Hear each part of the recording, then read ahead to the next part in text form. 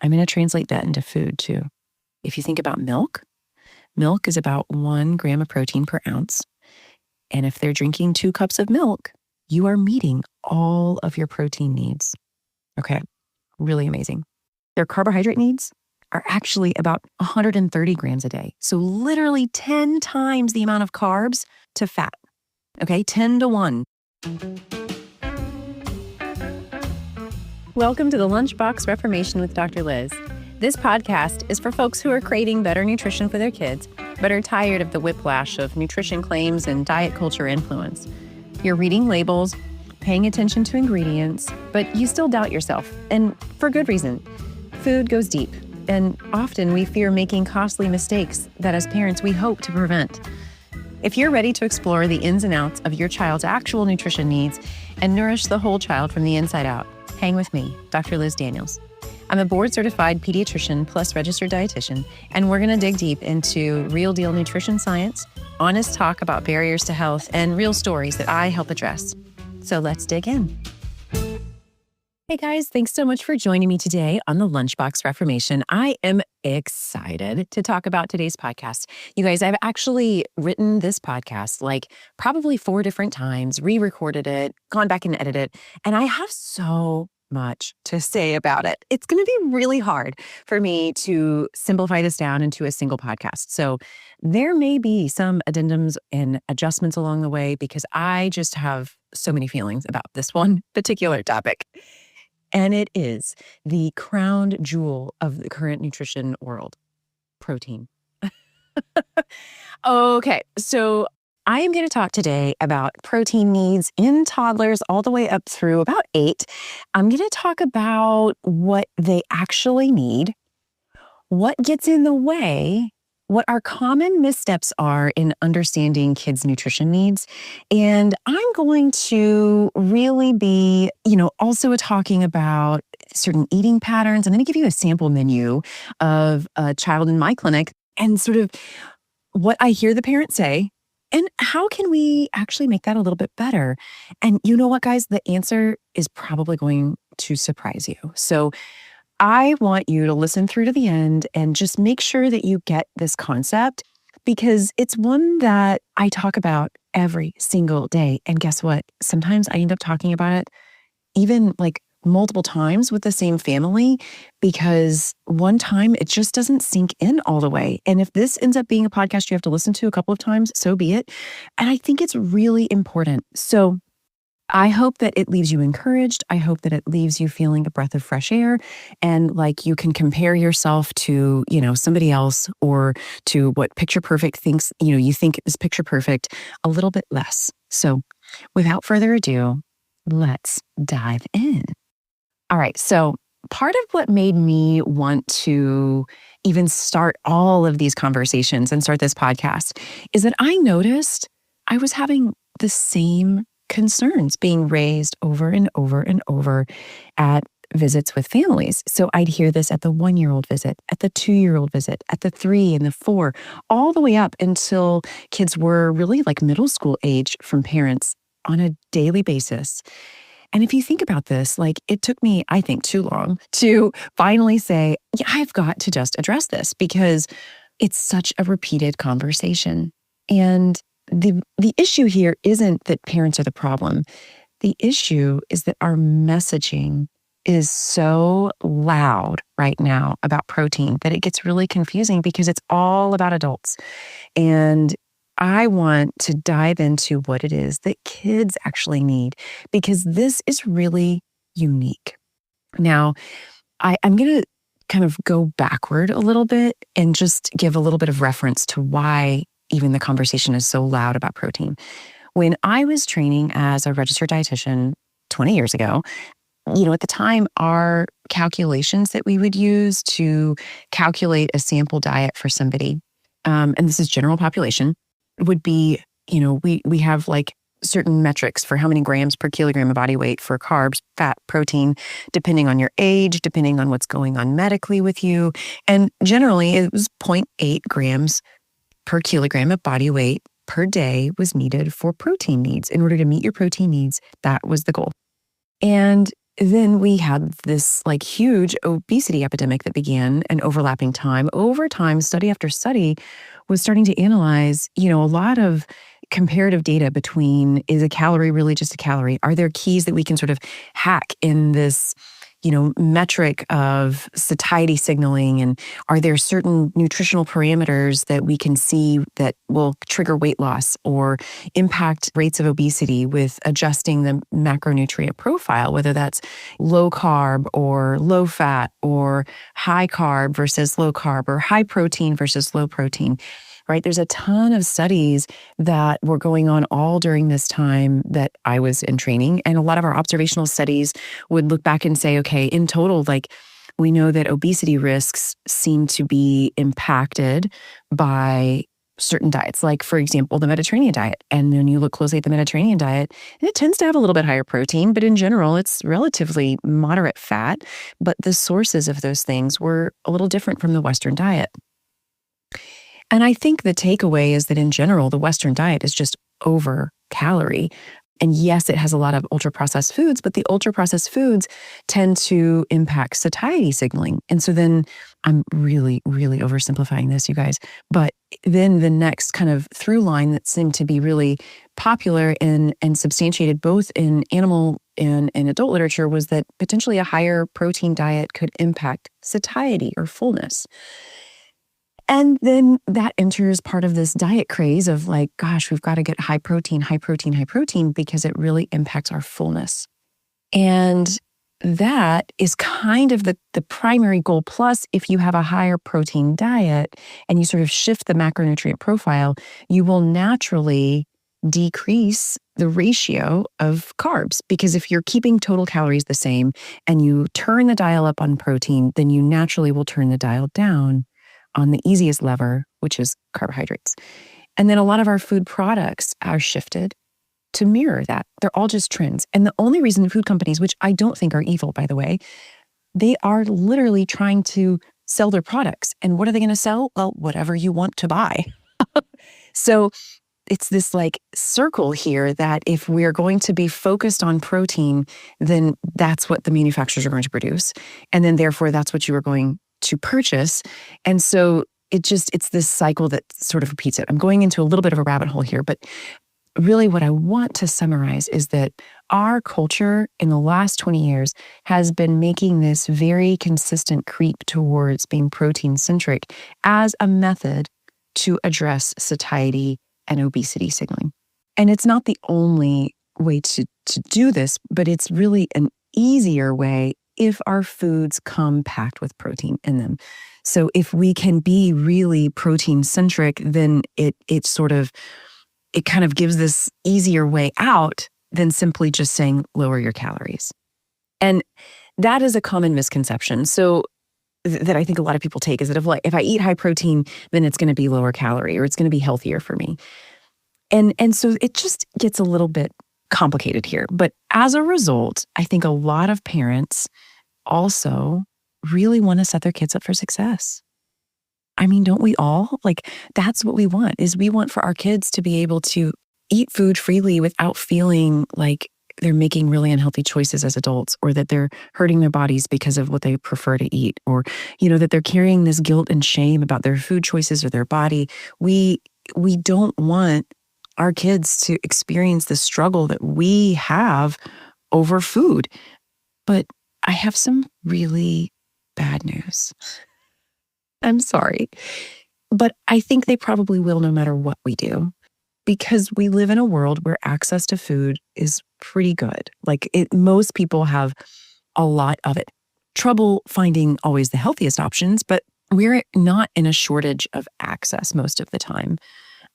And what I'm trying to get at is that generations ago, this was a very different conversation. Even a generation ago, this was a different conversation. But our kids will probably have their own struggles with food that we can't prevent completely. So what I think our shift needs to be is understanding what they need. And it's our role as parents to model healthy behaviors, but not to set them up for perfection or optimize it in such a way that they never have struggle.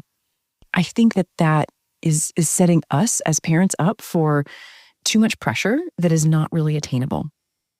What do I mean by this? I mean that, there are so many people on Instagram or social media or TikTok that are trying to, show you what you eat in a day and how I get my kid to eat this thing. And it's perfect because I do this. Or, you shouldn't be giving your kids French fries and you're a terrible parent because you're, giving them all this crap. And I think that that's just really, that shame is the same kind of shaming that we're already used to, but it sells. Right? Like just like the Doritos sell on the aisle faster than the Snappy Crisps are going to sell. Like we're wired to do this. And so I think just in the way that we're trying to navigate this landscape for our kids, we have to think about what is it that we really need? Yes, we need fruits and veggies. Yes, we need positivity in our life. So where am I going with this? Well, where I'm going with this is that I want to reframe what it is that we're doing versus what our kids actually need. Okay. Right now, what we often are buying when we're looking in the chip aisle or the snack aisle is we are seeing labels full of protein this, protein that. It's one of the first words you can see on granola bars for kids, on your macaroni and cheese, on your milk, on anything you want to buy. Most of the time, it's highlighting protein.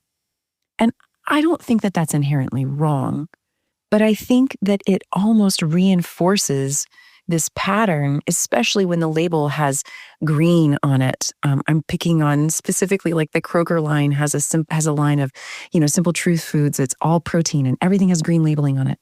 And that's not wrong, but it really reinforces this pattern that is healthy. And that's what we need to offer our kids.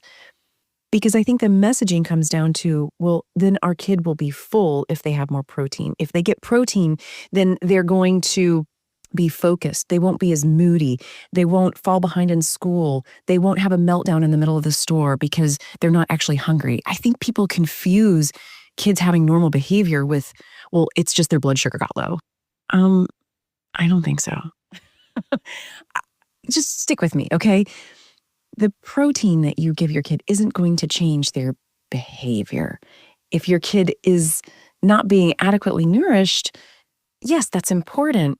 But if they have fruit at breakfast without a protein, I don't think it's going to make or break their behavior. The behavior is usually developmental. The protein is not usually the problem. Well, what do I mean by this? I hear this all the time, and what I mean is that our kids are amazing. And they are not broken. The literature out there on satiety signaling and, glucose management really does support that, carbs with protein together are really helpful. And that having, protein with your carbohydrate, as opposed to just having an apple, having something that has, protein and fat with it, like cheese with your apple, is great in helping keep that a little bit more stable than if it was just carbohydrate alone. That's kind of the idea. And that is, by the way, nothing new. That has been understood for a long, long time. What has happened is that the conversation around this means that anything you want to eat, it's much easier to take a behavior like, I want to eat chips, and then purchase the chips that have protein isolate added to them and say, well, now I can have my chips by themselves and I don't have to change the behavior. The food itself has protein in it, so I don't have to feel guilty about eating just chips. The behavior didn't change. The food product itself changed, and then we get frustrated at being processed, right? Like, you can't have both worlds. You have to kind of think about it from that bigger perspective of like, your protein chips aren't going to save you. And I think in the same way, there's a lot of messaging that if your kid has protein with their meal, then it's going to impact their emotional behavior. And that if they don't have protein with their food, then they're just going to be hungry and moody and irritable and unfocused, or they're going to have a tantrum in the store because you didn't give them protein in their breakfast. And somehow that's a morality issue as a parent that you then chase of, well, I got to make sure they have protein so that their behavior is better, or so that their focus is better. It's how I'm going to address their inattention or their impulsivity. And it's really easy to make those claims, but there's really not substantial literature that is what is going to move the dial. Our behaviors and our children's behaviors are what need to mature, not just the food. So I think the messaging here is the issue, and that's what I take grief with. It's not necessarily that there's protein added to food that's a problem. I think that it is reinforcing that somehow if you would just change the food, then everything will be better.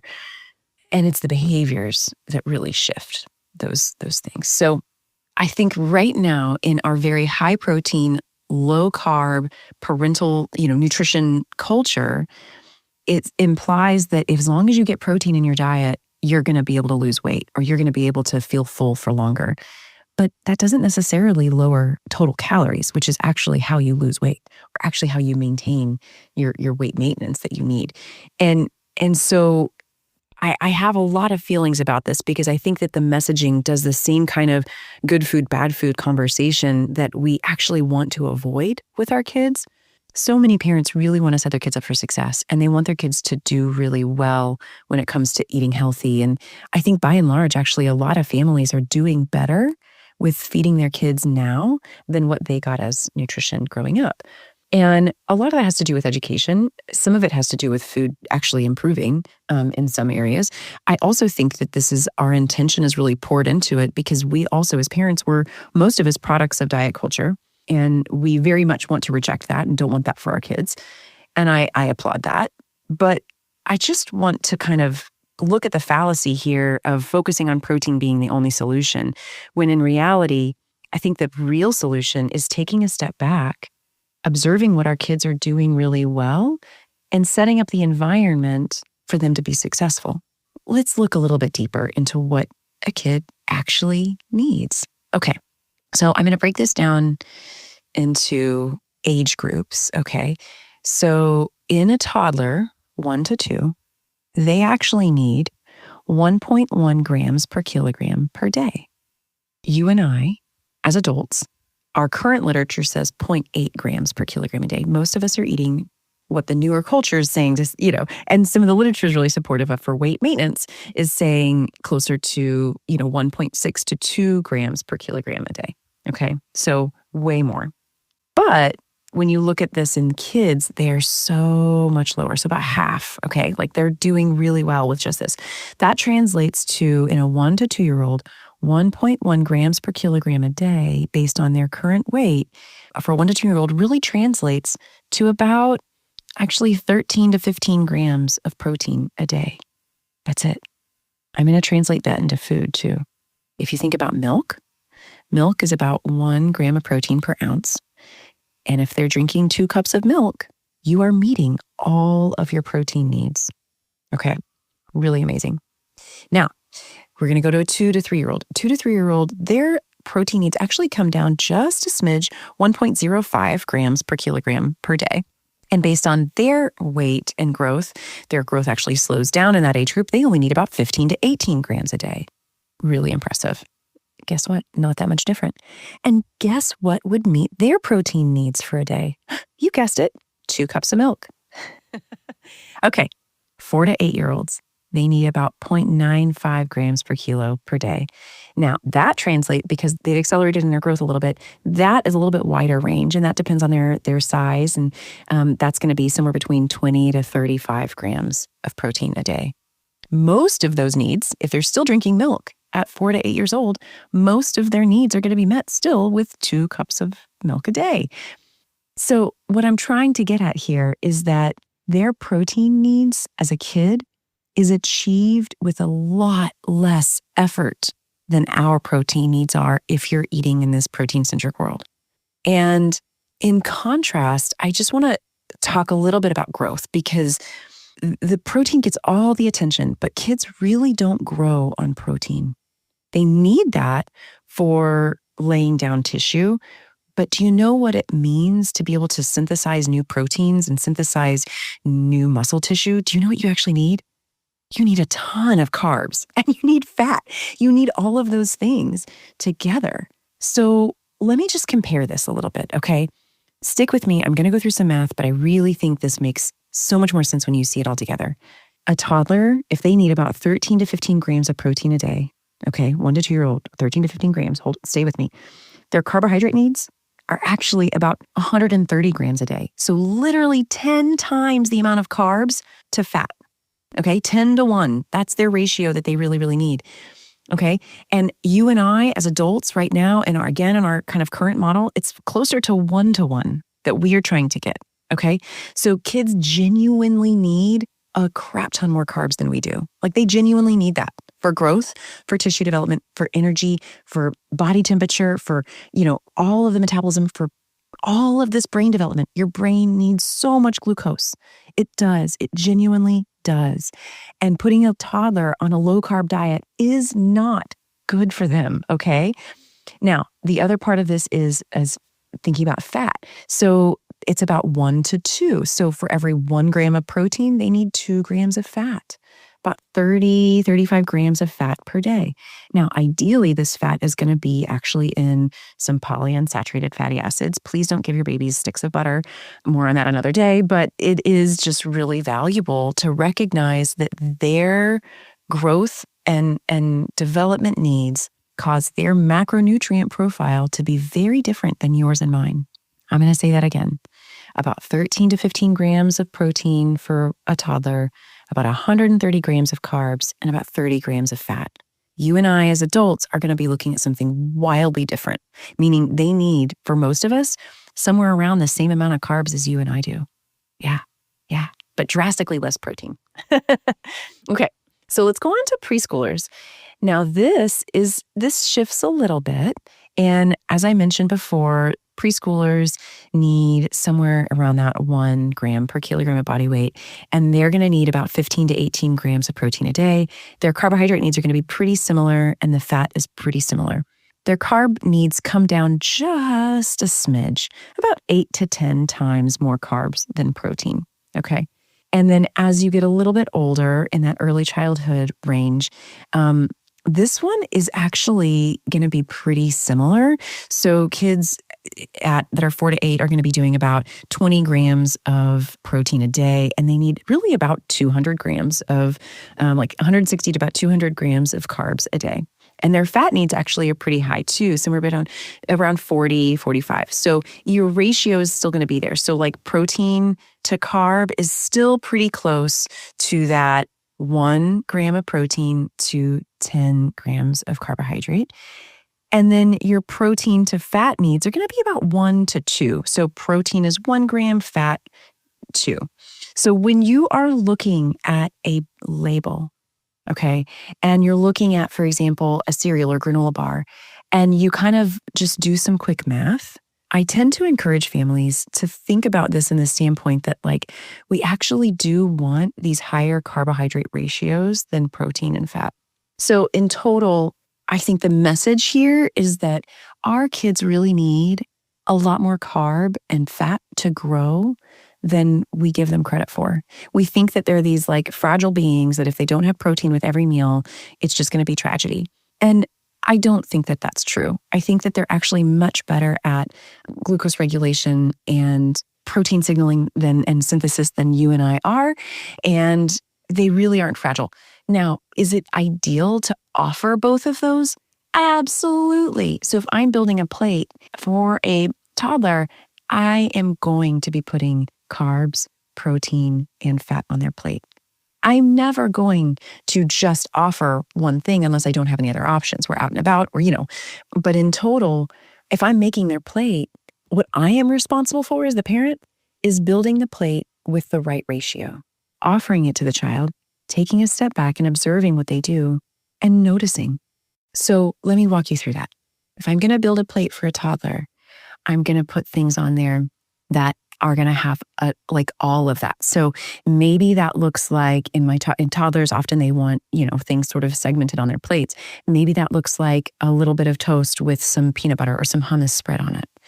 So we have some fat, some carbohydrate. And then maybe I also have hard-boiled egg. I've got some beans, or I've got something else on their plate that's going to offer and round that out. Maybe that means I'm going to offer them a meatball and some spaghetti, but I'm not going to put meatball first, spaghetti second. It's actually going to be spaghetti first, meatball second, right?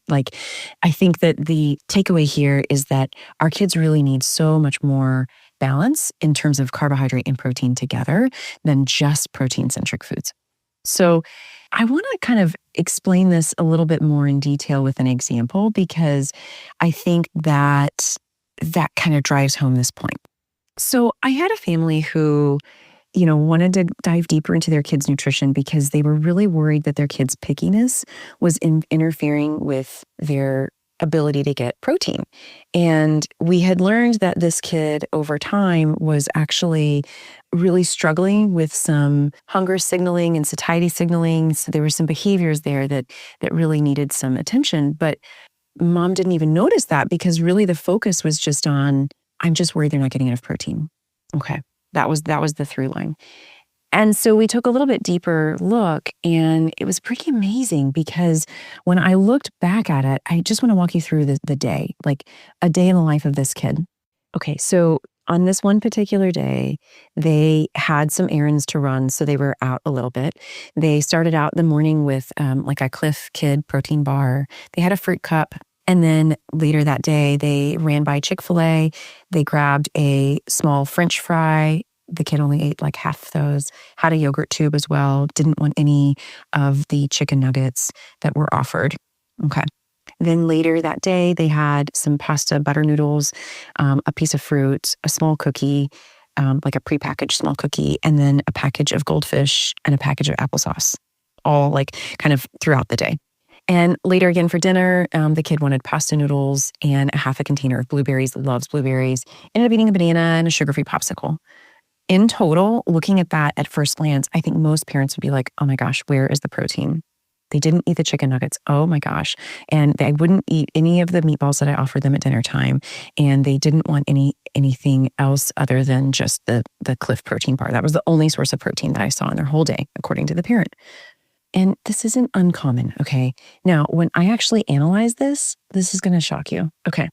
This kid ended up having in total for that day about almost like 1,500 calories, had about 45 grams of protein, about a little over 200 grams of carbohydrate, about 30 grams of fat, about 16, 17 grams of fiber. Okay. For this child's age, the protein that this child actually consumed was about double what they needed. Double.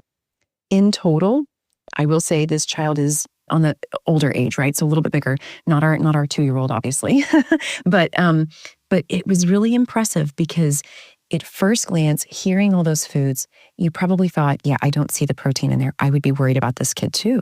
But this kid had double the protein they needed.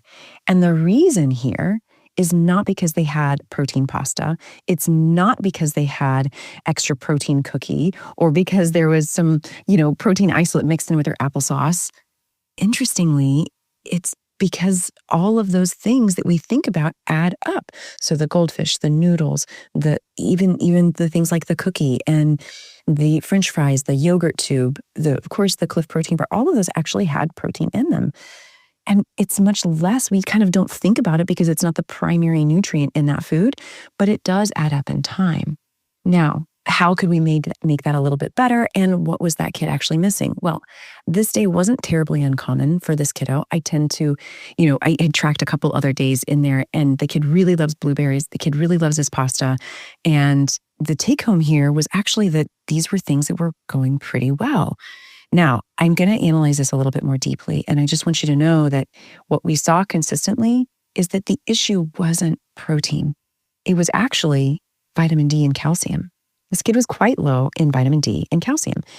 And there had been a shift because they had been drinking way more milk than they needed to. And so it was an intentional redirection of needing to get less in there. And so the answer here and the way that we could address this was actually to replace the Cliff Bar with, believe it or not, milk and cereal in the morning for breakfast. Why did I do that? Because the milk offered vitamin D and calcium, and the cereal actually offered iron, which also happened to be a little bit low in this kid's diet. And guess what? He ate it and he enjoyed it. And we actually got closer to meeting his nutrition needs. This is an example of ways that I help families navigate these questions. It's not just throwing a statement at them and saying, don't focus and don't worry about protein. It's looking at their actual diet with a little bit more nuance and saying, how can we support you and your kid right now in a way that isn't as stressful as you think. It's not rewriting his whole diet. It's not changing everything about what you're doing. It's looking at what's going really well and saying, what can we tweak? What can we do that is reasonable that your kid will actually do? And then you feel like, okay, I get to worry about that less. And now we can focus on the behaviors that we really need to focus on. It really makes a difference when we can take that stress down. And I think that's true for a lot of families that I work with, where if we can get a little bit more detailed information, then that can make a difference. Now, what's another way that I could have addressed that if the kid didn't want cereal and milk? Well, we were doing pretty well with the yogurt, but what if we added something like pudding in there? I know that's sugar, but you know what? That actually provided protein and carbohydrate, depending on which one we're getting. And then what if we also considered whole grain crackers that have some seeds in them? Those are a fantastic way to get that in, okay? Also really valuable are the fortified grains that sometimes we poo-poo, or the crackers that we say, oh, those are processed and they're terrible. Well, they actually offer some important ingredients in there that you maybe overlook, right? Like zinc and selenium. They're in our seeded grain breads.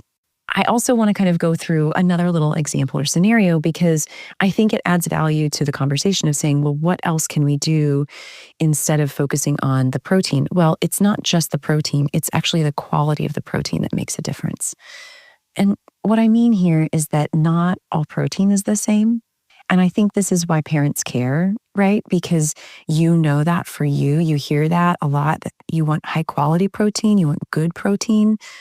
And that kind of means something a little bit specific. In the nutrition world, when I think of a quality protein, I actually think of at offering all essential amino acids. There's 20 amino acids that are essential. And a lot of the times foods will have some, but not all of those. And if you pair them with a complementary food, then you'll add up to all 20 of those amino acids, which are essential for life. If in a day you don't have all 20 of those amino acids, like this kiddo, if he didn't, for example, have the yogurt and made the entire day without having all of his essential amino acids because he ate nothing but crackers one day, or just blueberries one day, then what ends up happening is really a whole lot of nothing.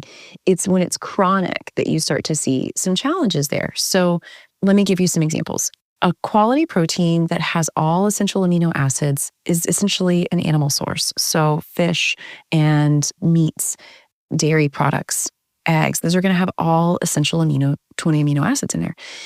In time, you can incorporate these into the foods that they're already eating, and you can find some pretty creative ways to do that. I love doing that.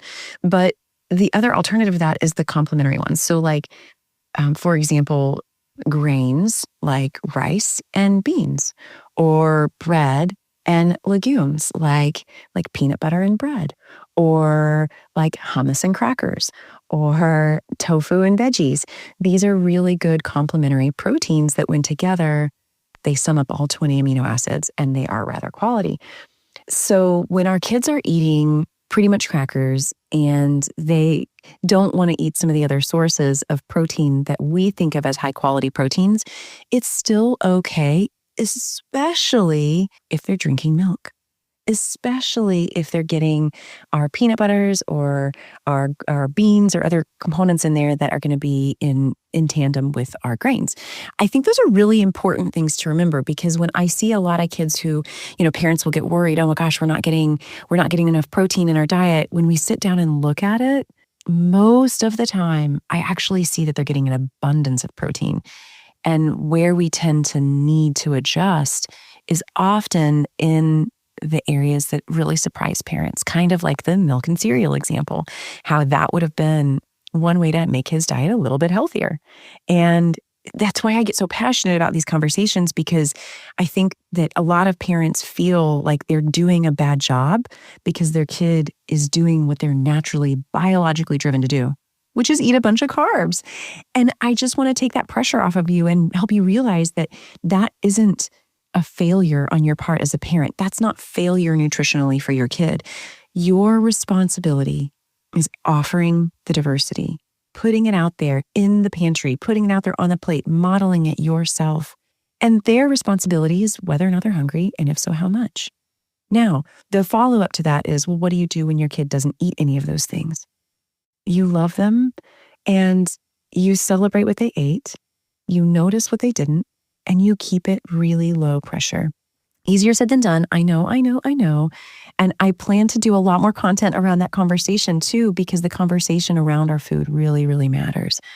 But you don't have to fix your kid if they don't want to eat lots of meat. You don't have to fix something in their diet. Your responsibility is what comes in the home and how you structure the meals. Their responsibility is whether or not they're interested, and if so, how much. And you keep inviting that in, right? Like, have you ever been to a party where somebody made I I love my friends, but I do have some friends who get really passionate about their new exciting menu or something that they really made, and they want to tell you all the ways that it's amazing. And that's great. But the longer their conversation is about how hard they worked on that food, the less attractive it feels. I love my dad, but he did this all the time as we were kids. Like, he would spend hours barbecuing and making, honestly, the most delicious smoked meats ever. I'm a Texan through and through, and so I definitely love it. But as a kid, I didn't want to have anything to do with it. I was like, oh my gosh, you're going on for too long. This sounds like I'm supposed to really like it. And if I don't like it, then all of a sudden there's going to be this pressure and you're going to be mad at me and I'm not going to feel good about it and it's going to be stressful. So I just want to avoid it. And that's what our kids often do when we put pressure on the table, pressure to eat meat, pressure to do this protein, pressure to do what I'm doing. It's not an invitation. And our kids know that. So my take home here is that if your kid is loving their butter noodles and their crackers, and that is where they're at, remember, it's a 10-to-1 for your little kids. They need 10 times the amount of carbs they do protein. For your proteins, as long as you're getting milk in your diet, you're probably hitting the mark. And if you're not getting milk in your diet, stick around because I'm going to have more of these conversations. But there's often a way to address that isn't a rehaul of your whole nutrition or, resupplying everything in your pantry. It can come in really small ways. So here's the question. All right. At the end of the day, if you're getting all the protein added products or you're focusing on protein in your kid, or your kid just like as me, I was a little kid who loved meat and I really gravitated towards that. Is that wrong or is there harm in doing that? I think that's like the other side of this that we need to think about. There's two answers to this that I would say cause me some pause.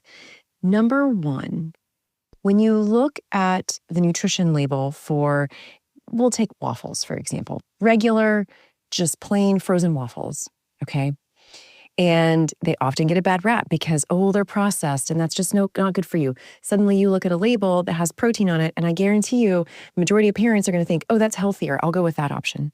When you actually look at the nutrition labels side by side, there's going to be a substantial difference in the number of total calories in each of those products.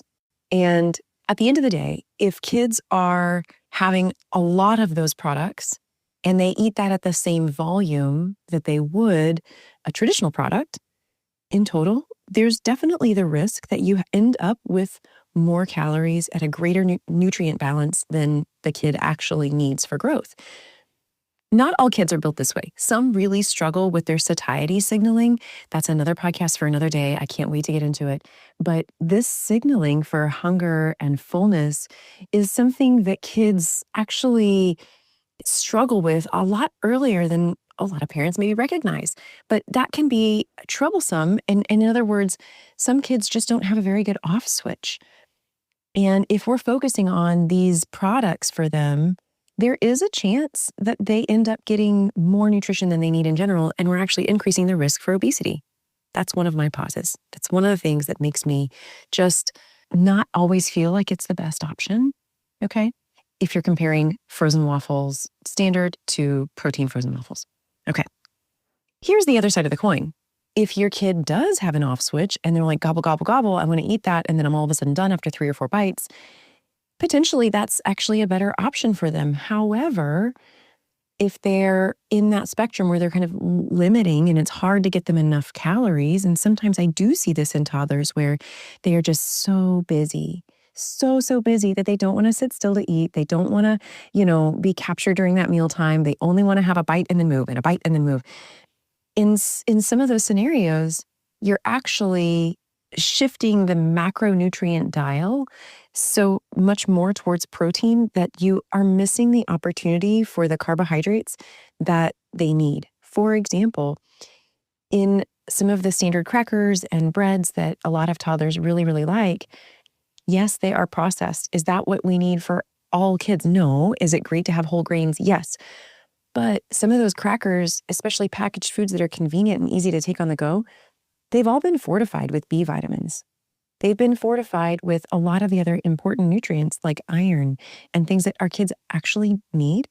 And so the challenge here is that if they are really full on these protein-heavy foods, then there's potential that they're not actually going to have as much appetite for the fat and the carbs that they really do need, because it does slow down some of that gastric emptying and can impact their hunger and fullness cues a little bit. So at both of those extremes, either overnutrition as a result of these protein-heavy products or fueling towards primarily more protein and shifting in that macronutrient balance in a way that sort of shifts their micronutrient goals from being met.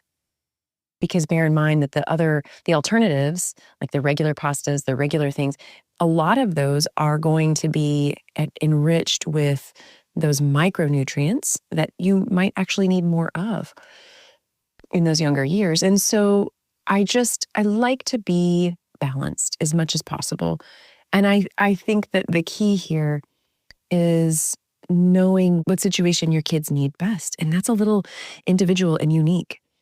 So really and truly, like, my hope is that this conversation has caused a little bit of relief, at least when you go down the aisles of things that your kids want versus the things that you want for your kid to have. It's not always wrong to have things that are somewhat processed. Sometimes our kids need that. It's not always wrong to have the protein whatever product that you tend to like. Flavor is important, and if that's your preference, that's okay too. I just like to bring into this conversation that our kids have different needs than you and I do, and it's okay to have different nutrition goals within your home. How we frame the conversation and how we provide expectation around the table really carries a lot of weight. So once again, the invitation is for you to provide a balanced meal and for you to offer it and model it yourself with loving and kindness towards your own body and your own goals, and let them choose what they're ready for. And in time, those behaviors will adjust. Promise we'll get into more of those conversations as the podcast matures, but really and truly, there shouldn't be a tremendous pressure on your shoulders to get a lot of protein in your kiddos in order to help them grow really well. Our kids are so smart. They know what they need a lot of the time. So sit back, watch them, and be surprised, and share with me what those are. I'd love to hear it. If you like more of this content, please follow, subscribe, leave a rating and review for me as well. I would love to know if there are, more things like this that you'd like to hear about. And it really helps. The more you share, it really helps the more families just like you find this podcast and find this content so they can walk through their own days with a little bit more ease. Thanks so much for listening. We'll see you guys next week.